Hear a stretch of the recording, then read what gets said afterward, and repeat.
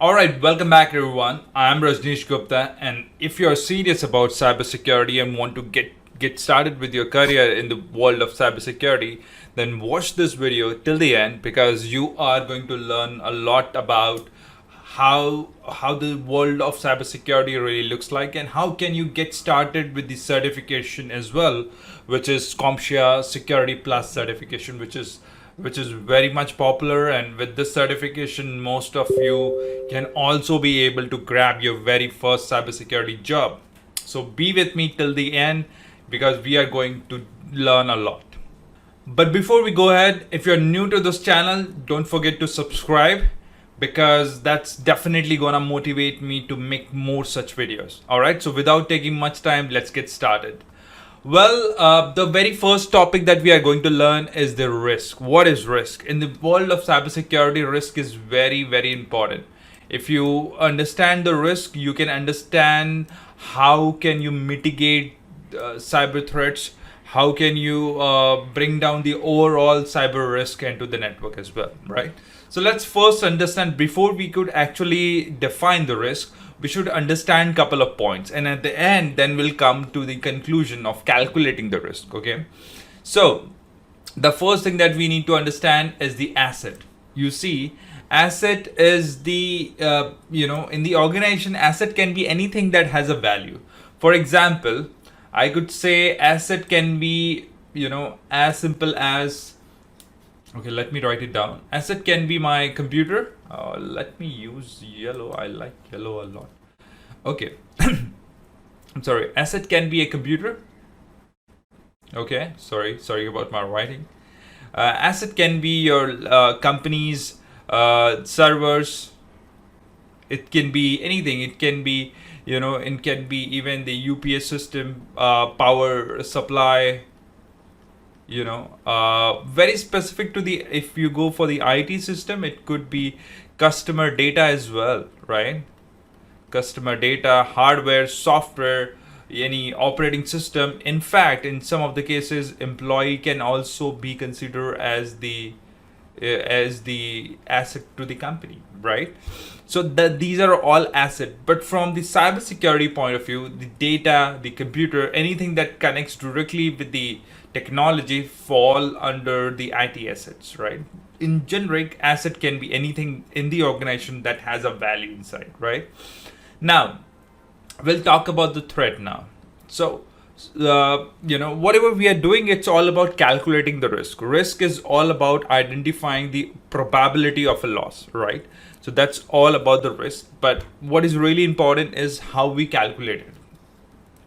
Now let's learn about threats. Now, threat is anything that can have an implication on our network, that can damage our asset, right? So whatever we have on the top, maybe computer, server, customer data, if we lose them, that's a loss. But those who do it becomes a threat to the network, right? So when we talk about the threat, it is very important to talk about who are the one, right? For the organization, there are multiple threat actors, which is very important for you to remember as well as a part of Security Plus exam as well. There could be threat actors as hackers.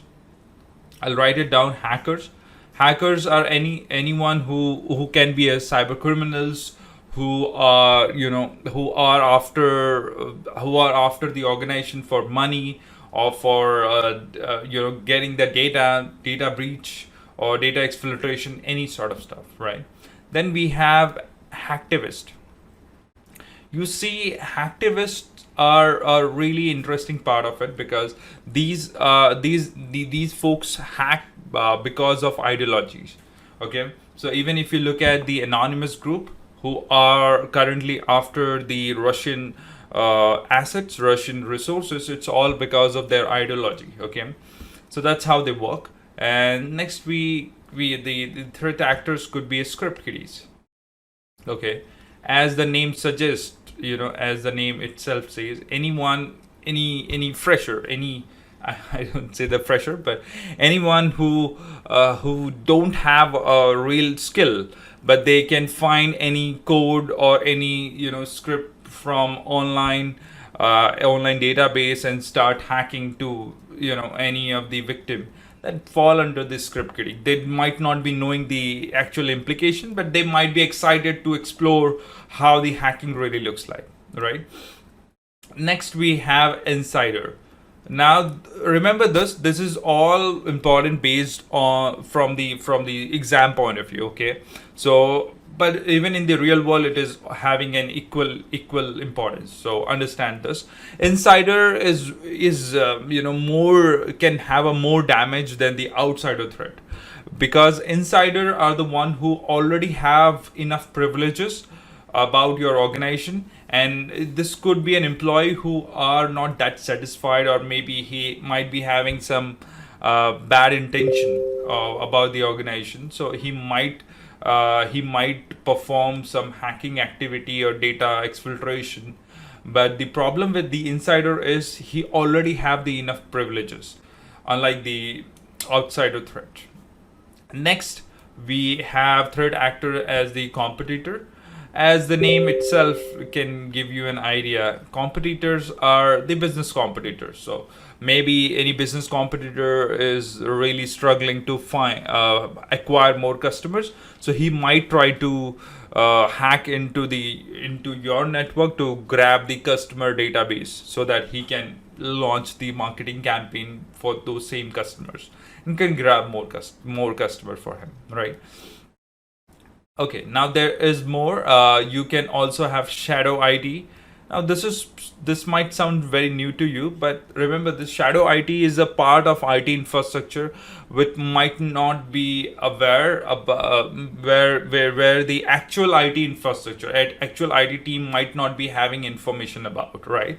So maybe there are some software, there are some hardware placed into the network where the IT team or the real the IT head might not be having any idea about. So that might lead to another problem into our network, right?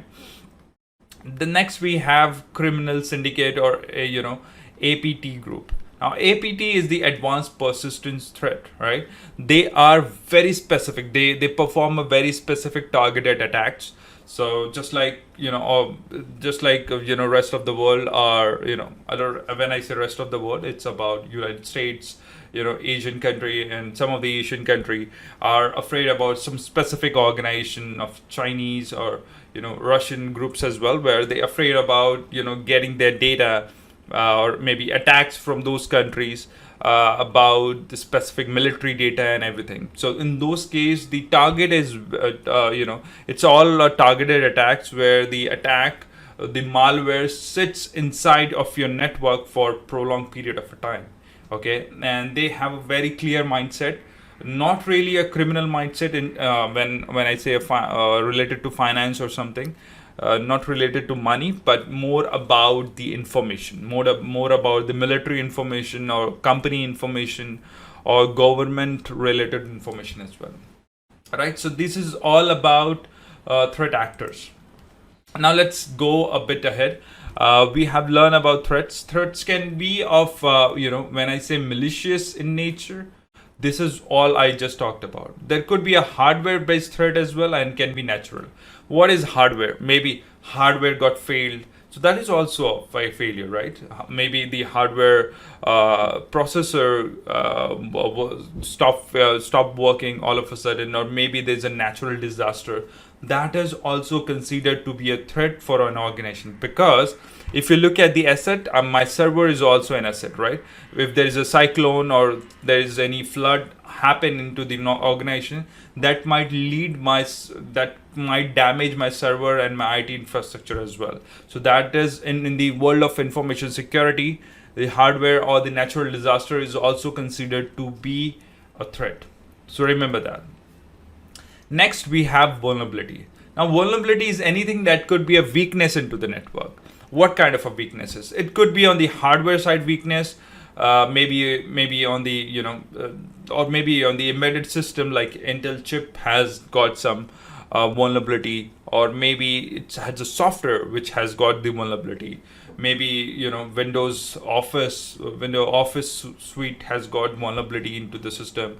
Adobe PDF, or anybody who uses the Adobe and software and anything or Microsoft Exchange mail servers have got any vulnerability. In that case, it's a weakness into the software, right? And if the attacker know, or the threat actor know, that this software has got some weaknesses, he can possibly penetrate into the network. He can possibly get access to the network, right?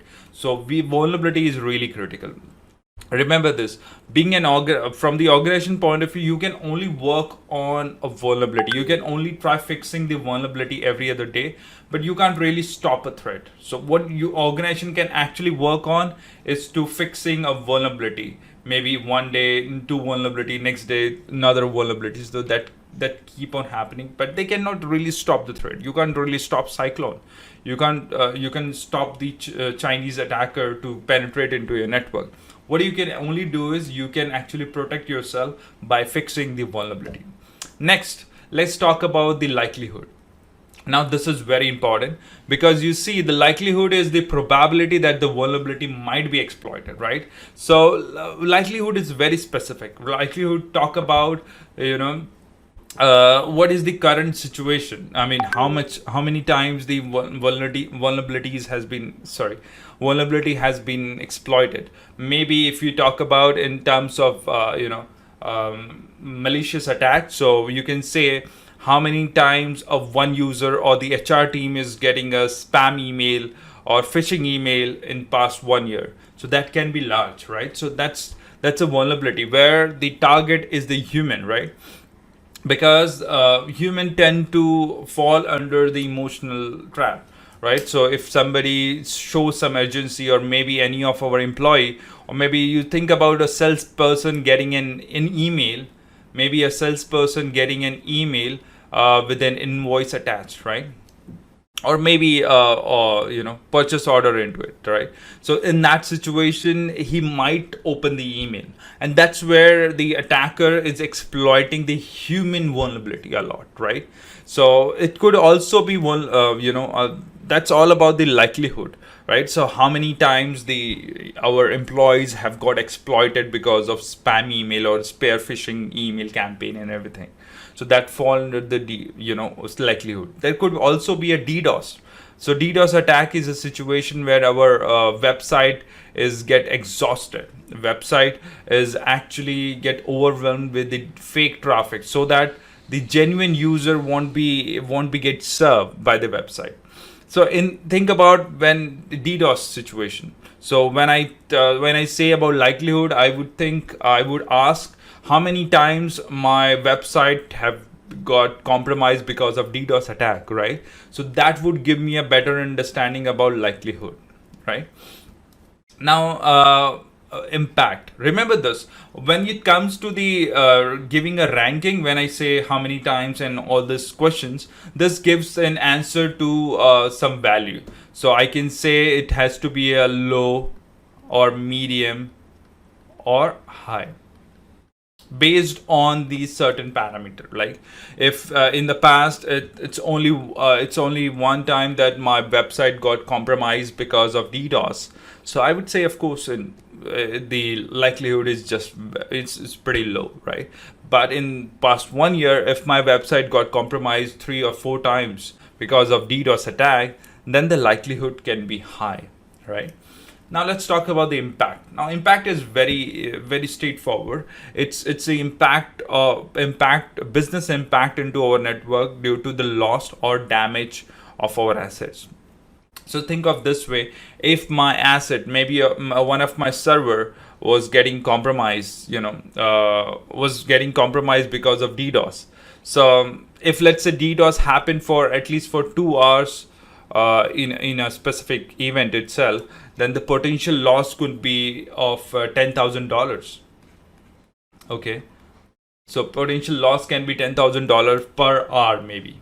Okay, it's pretty low for a medium-sized businesses, but if it's a really large business, it could be very very high as well.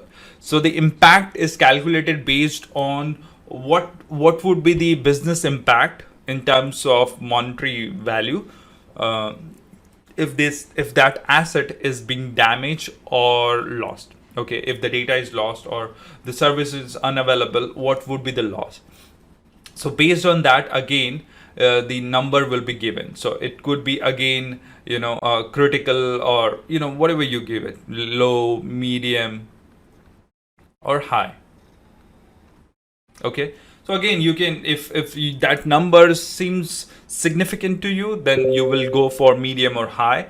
If that number $10,000 looks manageable, then you can go for low as well. Now finally, once it is being calculated, you calculate the risk, and the risk is calculated by impact on the business into the likelihood of the attack. Okay, so if you see the impact is low,